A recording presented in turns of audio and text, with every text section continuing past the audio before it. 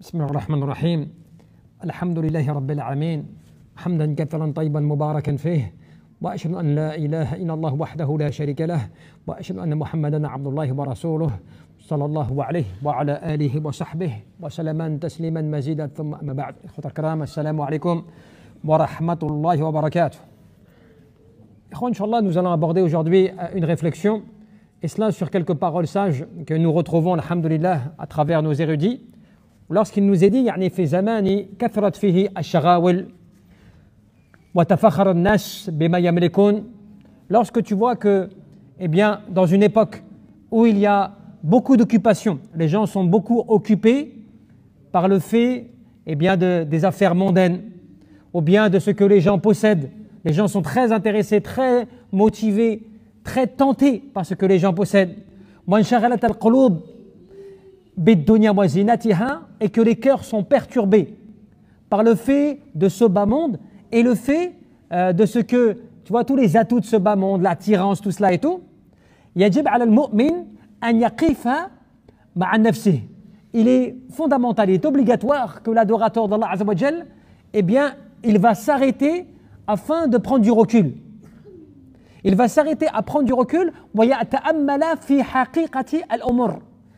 afin de pouvoir analyser la réalité de ces affaires, de ces choses. C'est-à-dire que toi, tu ne te rends pas compte, mais tu te laisses emporter par les biens de ce bas monde, par l'apparence, par les désirs, tout cela et tout, et tu ne réfléchis pas des fois. Tu te laisses comme cela, ton cœur il est perturbé, ton cœur il est, si je puis dire même, maltraité à cause des attirances de ce bas monde, les tentations, les désirs, les passions, tu vois. Et toi, tu ne fais pas attention, tu ne prends pas de recul, tu te laisses aller comme cela. Normalement, c'est obligatoire que tu prennes du recul, que tu analyses. Mais quelles sont ces affaires qui m'attirent? Quels sont l'intérêt que j'ai dans ces affaires? Est-ce que ce que je vois dans les gens, c'est quelque chose d'important ou pas? Donc, c'est une forme d'introspection.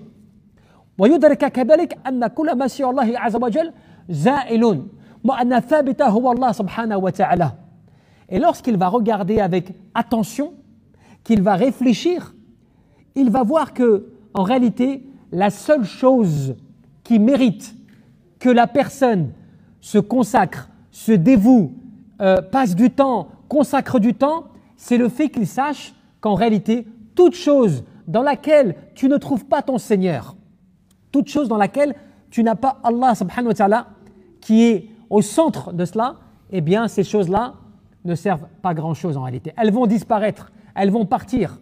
Et qu'en réalité, c'est lorsque tu vis avec Allah subhanahu wa ta'ala, lorsque toi tu grandis avec Allah azza wa jal, lorsque Allah il est au centre de ta vie, eh bien tu te rends compte que c'est cela qui va durer, qui va perdurer. Même lorsque tu auras quitté cette vie-là, eh bien dans ta tombe, ce qui va rester avec toi, c'est ta croyance.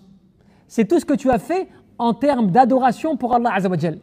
Même si tu as été riche, même si tu as été puissant, même si tu as possédé je ne sais quoi comme richesse, tout cela disparaîtra, partira. Et c'est pour cela que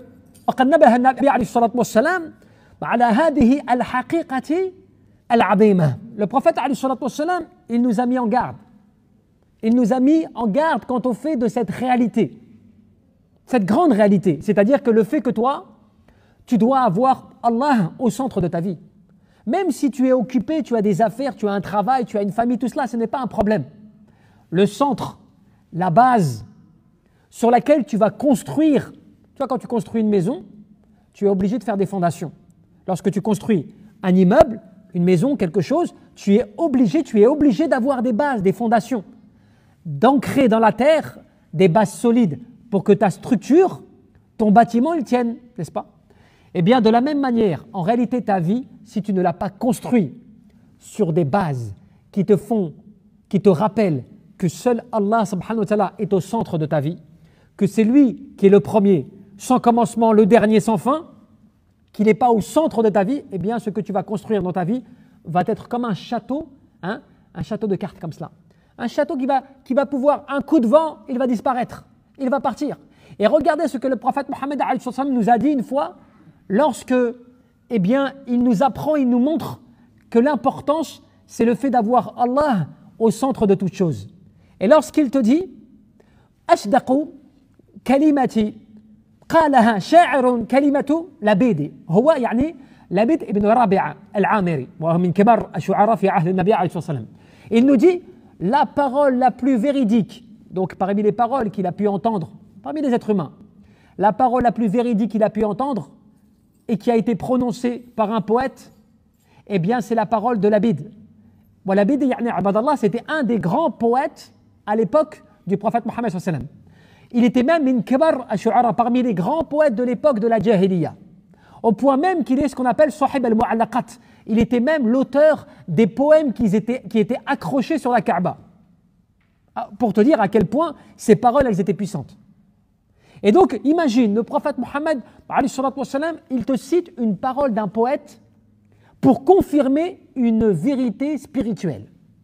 Et qu'est-ce qu'il disait, ce poète? Ala kulla shay'in ma khala Allah batil.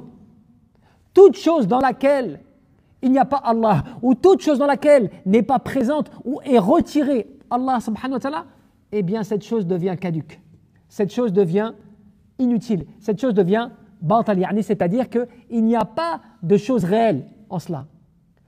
Toi, tu crois que des fois, avoir de l'argent, avoir tout cela, c'est un pouvoir, c'est une possession, c'est une richesse, c'est une force. En réalité, tout cela, ce n'est que des moyens. C'est un vêtement que tu portes, mais qui peut-être que du jour au lendemain, il se peut que du jour au lendemain, eh bien cela te soit retiré, que tu sois déshabillé de cela. Tu as des personnes comme cela qui, tout jeunes, des personnes qui partent du jour au lendemain, alors qu'ils avaient toute la jeunesse devant eux. Il y a des gens comme cela qui possèdent des richesses et du jour au lendemain sont ruinés. Il y a des personnes qui sont parties de ce bas monde riches dans leur tombe. Forcément, ils sont pauvres. Aucune action avec eux. Ou même s'ils ont, eh bien tout ce qu'ils ont laissé de cette dunya, forcément, disparaît pour lui. Il ne prend rien avec lui. En dehors de la foi, Wallah subhanahu wa ta'ala. Tu vois. Et c'est pour cela qu'on te dit quoi? On te dit, anna kulli shay sur Allah subhanahu wa ta'ala, za'ilun. La qimata lah. Toute chose dans laquelle tu ne vas pas trouver, tu ne vas pas mettre ton créateur à la base de tout cela, eh bien cette chose est caduque. Elle n'a pas d'importance. Une chose à laquelle on peut réfléchir. Des fois, tu as des gens, ils négligent la prière. Des gens, ils négligent le jeûne. Des gens, ils négligent l'adoration d'Allah subhanahu wa ta'ala. Et ils oublient que dans cela, ils ont en eux un trésor incommensurable, immense, qu'ils négligent, qu'ils manquent. Qu'est-il? Le fait qu'ils ont la foi et qu'ils prononcent La ilaha illallah. Puisque le fait d'adorer Allah subhanahu wa ta'ala est un privilège. Toi, tu crois que tu choisis toi-même. Tu as des gens, quand tu parles de prière avec eux, d'adoration, qu'est-ce qu'ils te répondent? Oui, mais tu vois, moi, j'essaie de faire ce que je peux. J'ai pas forcément la facilité, c'est difficile pour moi. À croire qu'ils maîtrisent la foi et l'adoration d'Allah Azza wa Jal. Alors qu'en réalité, c'est un trésor. C'est un diamant rare qu'Allah subhanahu wa ta'ala a installé dans ton cœur pour que tu puisses croire en lui. Puisque la preuve, la plupart des gens sur terre, la plupart des personnes parmi les gens de l'humanité, eh ben, ne croient pas forcément en Allah. Quand tu calcules des plus de 9 milliards d'êtres humains sur terre, combien on quantifie de musulmans? Qui sait? Qui a une idée? Combien? Combien? 9 milliards d'êtres humains. Donc, c'est comme si tu disais à quelqu'un, écoute, sur 10 personnes, je vais enrichir que 10%. C'est-à-dire, sur 10 personnes, une personne et des poussières que tu vas enrichir comme cela. Sur 10. De la même manière, sur 9 milliards, Allah Jalla fi'ula, il décide d'installer dans le cœur d'1,5 milliard peut-être, allez voir même 2 milliards, eh bien de personnes qui décident de croire en Allah. Ou plutôt, qui vont croire en Allah, qui vont se soumettre à Allah Azza wa Jal. Cela, c'est un privilège, c'est quelque chose de rarissime, c'est quelque chose qui ne peut même pas être choisi de ta part, puisque c'est Allah Azza wa Jal qui a fait que tu es né comme cela, sur une fitrah bien sûr naturelle, mais qu'ensuite, il t'a guidé, il t'a montré la voie, il t'a fait donc accomplir la prière, il t'a fait l'aimer, l'adorer, donner de l'importance à l'adoration. Sinon, c'est pas toi qui décides. Et c'est pour cela que on te dit quoi? On te dit فَكُلُّ مَنْ يَنْتَصِلُ بِاللَّهِ عَزَّ وَجَلَّ مَنْ يَنْتَصِلُ بِاللَّهِ سبحانه وتعالى عز وجل كان يعني مالا كان أو جاها أو لذة أو عاطفا أو منتصبا فهو في الحقيقة باطل. Quelle que soit la chose que tu as, que tu possèdes, que ce soit de l'argent, une autorité, un pouvoir, que ce soit un lien familial, bref, quelque chose qui peut t'élever dans ce bas monde, cela n'aura aucune valeur véritable ou aucun poids véritable si tu n'as pas au centre de cela Allah subhanahu wa ta'ala. Tu n'as pas Allah qui est à la base. Tu peux posséder ce que tu veux. Et puis, il suffit de lire l'histoire. Vois ceux qui t'ont précédé, Pharaon, Qaroun et d'autres.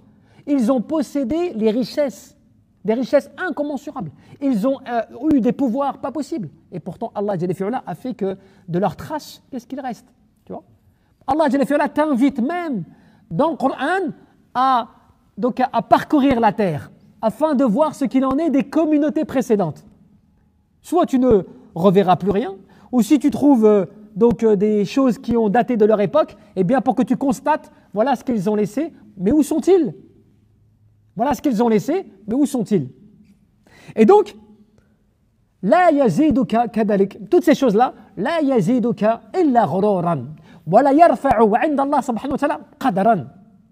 Yani ma sur'an ma yazulu wa yatabakhkhar. Quelle que soit, tu vois, la chose que tu posséderas, cela en aucun cas ne va t'ajouter quelque chose en réalité auprès d'Allah Azza wa Jal. Si ce n'est que des remords. Tu vas être riche, puissant et autres, mais tu as oublié Allah Azza wa Jal, c'est des remords. Pire que cela encore, cela ne t'élève pas auprès d'Allah subhanahu wa ta'ala. Que tu sois riche, puissant, fort, que tu aies une lignée noble, élevée dans ce bas monde, cela auprès d'Allah Azza wa Jal n'a pas de poids, n'a pas de valeur. Il n'y a que si toi tu es dans l'adoration et que Allah Azza wa Jal est au centre de tout, que Allah subhanahu wa ta'ala va bénir ce que tu possèdes. Et là, ça devient autre chose. Et c'est pour cela qu'on te dit quoi? On te dit وَهَذِهِ الكلمة العظيمة صدرت عن قلب موحد نقي فأقرها النبي عليه الصلاة والسلام وجعل أصدق كلام الشعراء.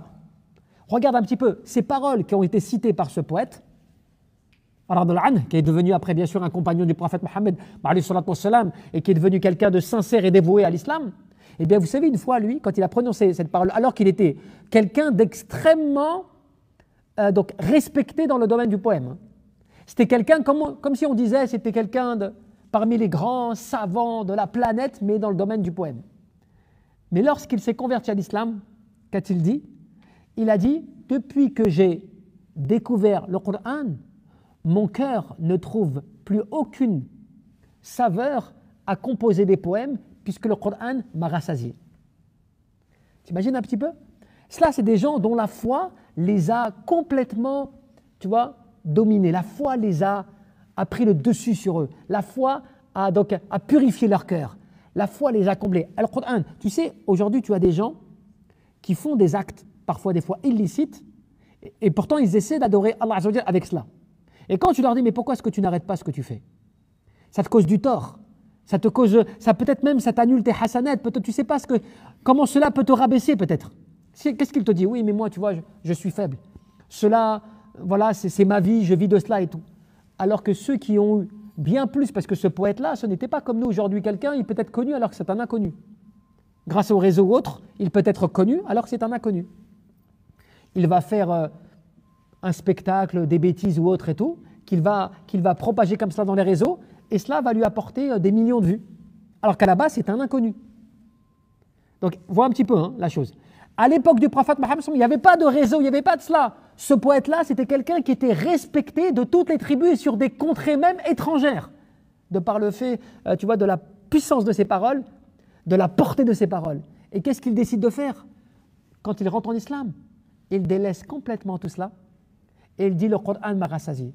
Je n'ai plus d'envie et de passion à composer aucun vers, puisque le Coran répond désormais à mes besoins, tu vois, à mes envies de lecture ou de parole, qui sont bien au-delà de tout cela. Déjà, ça c'est une preuve, mu'jizat, parmi les miracles, comme quoi le Coran, il est au-dessus de tout. Puisque quand un poète aussi puissant, aussi élevé de son époque par ses paroles, arrive à te dire, je raccroche pour le Coran, parce que le Coran me rassasie, c'est pour te dire que le Coran était à un niveau d'éloquence au-delà même du plus grand des poètes de l'époque. C'est une preuve, cela c'est une preuve je pourrais presque dire même scientifique, par le fait que quelqu'un qui était doué d'un don à composer des vers arrive à être dominé par la parole d'Allah par le fait de sa, tu vois, de sa portée, de sa puissance, de sa composition, de ses informations, cela te démontre que le Coran est au-dessus de tout. Tu vois. Et c'est pour cela que le prophète Mohammed a cité la parole d'un poète qui est pour toi aussi une preuve comme quoi la vérité, elle émane même dans une parole comme cela humaine. Quand tu dis une chose qui est une vérité, c'est une chose que tu dois accepter. Quand c'est une vérité, même quelqu'un t'apporte une vérité, que c'est une vérité attestée, avérée, techniquement parlant, eh bien, tu ne vas pas la nier.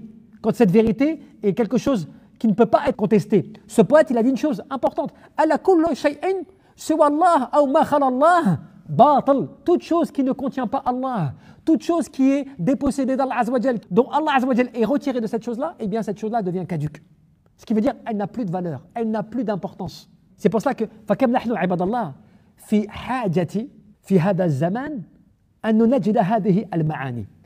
Mais combien aujourd'hui nous avons besoin d'avoir justement, tu vois, cette analyse, cette compréhension, de te dire que ce que tu vas posséder de ce bas monde, ce que tu veux dominer de ce bas monde, ce à quoi tu es prêt à te sacrifier pour ce bas monde, cela n'a pas véritablement, ou n'a même pas de valeur auprès d'Allah Azza wa Jal, tant que toi tu ne mets pas au centre de cela ton Créateur. Ce pourquoi tu as été créé, ce pourquoi Allah t'a créé. Il t'a créé pour l'adoration. Il t'a créé pour te mettre à l'épreuve et que tu te soumettes à lui. Pour la récompense éternelle, bien sûr. Et Allah te dit quoi? Maintenant, le Coran. Toute chose disparaîtra, toute chose s'estompera en dehors de son visage. N'est-ce pas? Ou bien lorsqu'il te dit وَلَا تَدْعُوا مَعَ اللَّهِ إِلَهًا آخَرَ لَا إِلَهَ إِلَّا هُوَ كُلُّ شَيْءٍ هَالِكٌ إِلَّا وَجْهَهُ لَهُ الْحُكْمُ وَإِلَيْهِ تُرْجَعُونَ. N'invoque pas avec Allah une autre divinité. N'invoque pas avec Allah une autre divinité. Il n'y a de divinité qui ne mérite l'adoration si ce n'est lui. Toute chose disparaîtra, toute chose s'estompera en dehors de son visage. À lui appartient le jugement et c'est vers lui que les choses ou les affaires reviennent. Cela, ibadallah, fatouba yani li qalbi alima anna ma 'inda Allah subhanahu wa ta'ala huwa baq. Le cœur qui arrive à comprendre et à donc se guérir par le fait de se dire qu'en réalité, il n'y a que ce qu'il y a auprès d'Allah Azza wa Jal qui perdurera, et qui arrive à se détacher de toute chose en dehors d'Allah Azza wa Jal, n'est-ce pas? يعني أنساه بالله عز وجل ورجاءه وعبادته خالصة له, et qui arrive à faire en sorte eh bien, que son âme, que sa personne, il ne la consacre qu'à son Seigneur, qu'à la servitude de son Seigneur. Le cœur qui arrive à agir comme cela, c'est un cœur qui sera heureux, c'est un cœur qui découvrira le bonheur dans ce bas monde et dans l'au-delà. Et en plus, comme tu le sais, même Yawm al-Qiyamah, Allah il attend de nous de venir à lui avec un cœur pur. Tu vois, lorsqu'il te dit Yawma la yanfa'u malun wa la banun illa man ata Allah biqalbin salim. Le jour où ni les enfants ni les biens ne seront d'aucune utilité en dehors de celui qui vient à Allah avec un cœur pur, saint, purifié de toute forme de polythéisme, purifié de toute forme d'attachement à autre qu'Allah Azza wa Jal, purifié de toute forme de choses qui pourraient altérer ta foi et ton adoration d'Allah Azza wa Jal. Tout cela pour dire quoi?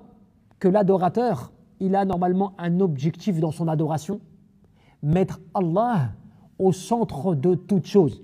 Et ensuite, à partir de cela, eh bien, alhamdulillah, il comprendra, il agira que pour Allah subhanahu wa ta'ala. Inch'Allah, juste avant de terminer, si vous voulez, je vous prends 2-3 questions, parce que je me dis peut-être que ça peut être intéressant pour ceux s'ils avaient, parce que des fois, je développe des sujets qui peuvent être des fois un peu flous, ou même qu'il y a des points peut-être sur lesquels qui auraient besoin d'éclaircir. C'est Inch'Allah quelqu'un. 3 questions, Inch'Allah, je réponds, et puis après, sinon, on conclut le rappel. Si quelqu'un. Je vous prends un peu de cours, mais pas de problème, Inch'Allah. Fadal akhi.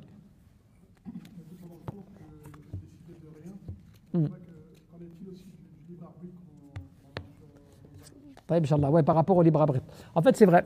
Allah subhanahu wa ta'ala, en fait, il a créé toute chose de nous. Nous, en réalité, c'est vrai qu'on décide, on a en fait al-ikhtiyar, c'est-à-dire on a le libre choix. Mais ce qui ne veut pas dire que de ce libre choix, Allah azza wa jalla ne l'a pas créé. Parce que si on fait quelque chose que Allah ne sait pas, ou que Allah n'a pas créé, cela voudrait dire que, eh bien Allah n'est pas informé de ce que l'on pourrait faire. Mais Allah Azza wa Jal est tellement puissant, il est tellement au-delà de l'entendement et même de notre raison, qui fait qu'en fait que tu as un libre choix, tu peux choisir, mais même de ce que tu fais, il n'y a rien qui ne puisse échapper à la connaissance d'Allah. Ce qui veut dire que Allah, il a créé tout ce que tu fais et tout ce que tu vas faire. Mais dans tout cela, tu as un libre choix. C'est pour cela que Iblis, eh bien, Allah Jalla fi'ala connaissait sa nature. Il savait comment ce qu'il était. Et il sait même ce qu'il allait faire et ce qu'il allait en devenir. Mais il fallait qu'il le réalise. Parce que cela fait partie de la sagesse. Mais il y a des décrets qui sont décidés par Allah dans l'année. Par exemple, Laylat al-Qadr. Parce qu'il y a 3 types ou 4 types de grands décrets. Tu as le décret qui est par rapport en fait à Lawh al-Mahfoud, dans les tablettes, dans les tables gardées. Le fait que quand tu vas naître, est-ce que garçon ou fille, riche ou pauvre, des choses comme cela qui sont mis donc au moment de ta naissance. Mais il y a des choses qui peuvent être modifiées dans l'année. Et cela, Allah Jalla fi'ala, il décide de ses ordres pendant la nuit du destin, de ce qui va se passer dans l'année. Ou par exemple, il y a des choses dont toi tu vas provoquer, qui seront nouvelles, ou même qui va te permettre d'agrandir ta longévité, par exemple. Mais de tout ce qui va se passer, il n'y a rien qui n'échappe à Allah Azza wa Jalla. Parce que si tu dis que j'ai un libre choix, mais sans que Allah ne le sache, cela voudrait dire que Allah n'a pas connaissance de cela. Mais si tu dis non, je n'ai pas de libre choix, en réalité, finalement, je n'ai pas de libre choix, tout ce que je fais, je décide de rien, dans ce cas-là, même cela est contradictoire. Pourquoi? Parce qu'Allah Azza wa Jalla a fait en sorte que l'adorateur, par exemple, il est libre. Là, on est dans la mosquée, tu sors de la mosquée, tu comprends ce qu'on se dit, soit tu décides, par exemple, imaginons, d'aller faire le bien, soit tu te dis non, tiens, je vais faire autre chose, je vais faire un mal ou quelque chose qui me passait par la tête, je vais décider de le faire. Cela, c'est toi qui le décides. Mais Allah, il le sait. Ça ne peut pas échapper à Allah Azza wa Jalla. Et c'est pour cela même que, par rapport à Iblis ou autre, Allah Azza wa Jalla le savait. Mais l'être humain, il va le réaliser. Et c'est nous qui sommes responsables. C'est pour ça que Allah, il nous demande des comptes après l'Yawm al-Qiyamah. S'il y a un jugement dernier, sinon il n'y aurait pas de jugement. À partir du moment où toi, même la personne, tu sais, même des fois quand des personnes te disent oui, moi j'ai pas le libre choix. En réalité, même quand elle dit cela, elle n'est pas sincère vis-à-vis d'elle-même. Parce qu'en fait, elle est parfaitement consciente qu'en réalité, dans sa journée, elle peut décider. Dans son avis, elle décide. Tiens, je vais faire ceci, je ne vais pas faire cela. Je t'écoute pas. Je prie, tu me demandes de prier, je prie. Non, j'ai pas envie de prier. Elle décide. Et c'est pour ça que Allah Azza wa Jalla, Yawm al-Qiyamah, la personne, elle ne pourra pas contester. Elle ne pourra pas dire non, mais Allah, quand tu vois le Coran, tu lis le Coran, Allah, il te montre dans le Coran que les gens, même ceux qui ne croient pas, c'est cela qui est extraordinaire, le Coran, même ceux qui ne croient pas, eh bien, Yawm al-Qiyamah, ils ne se plaignent pas de ne pas avoir eu le libre choix. Au contraire, ils se plaignent de ne pas avoir obéi. Ils ont des remords quant au fait de ne pas avoir cru. Donc, ce qui démontre qu'ils avaient le libre choix. Et même quand ils sont interrogés, Allah nous mentionne dans le Coran, quand ils sont interrogés, pourquoi est-ce qu'ils me croyaient? Pourquoi est-ce qu'ils ont fait ceci? Eux-mêmes disent oui, mais j'ai été égaré. C'est un tel qui m'a perdu. C'est Satan qui m'a. Donc, ils rejettent la faute sur les autres et jamais ils disent mais Allah, tu m'as contraint. Allah, tu m'as imposé des œuvres. Et cela, c'est un des miracles du Coran qui nous démontre qu'on peut dire oui, puisqu'Allah il a tout créé. Donc dans ce cas-là, je n'ai pas le libre choix. Mais en réalité, c'est un faux argument puisque tout démontre le contraire dans notre vie, dans ce bas monde et dans les preuves coraniques des gens dans l'au-delà. Tu vois, Allah va aller. Je laisse pour une dernière question si vous voulez, puis après je vous libère si ça vous a éveillé une question. Sinon, très bien comme Inch'Allah. خلاص. الحمد لله رب العالمين والله أعلم وأحكام ونسأل الله تبارك وتعالى رب العرش العظيم